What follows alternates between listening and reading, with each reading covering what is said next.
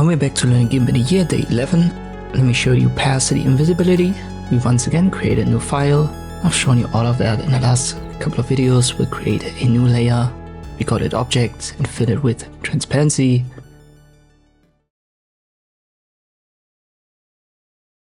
Use the selection tool, then the bucket fill tool. Black is my foreground color. I go to select none. Once again, if that was too quick, I've made videos about that. Check the playlist. And I've already briefly mentioned these eye icons, but I haven't talked about that in detail yet. This is visibility, so everything in that row can be used to make the layers visible or invisible. But there's also right here the opacity option. And this is kind of like a gradual visibility. So when opacity is 100%, transparency is 0, and therefore you can see it all. And that works on every layer too. So let me switch to the background. Opacity is now 0, therefore transparency is 100%, and you can see the checkerboard design. So the background was kind of erased.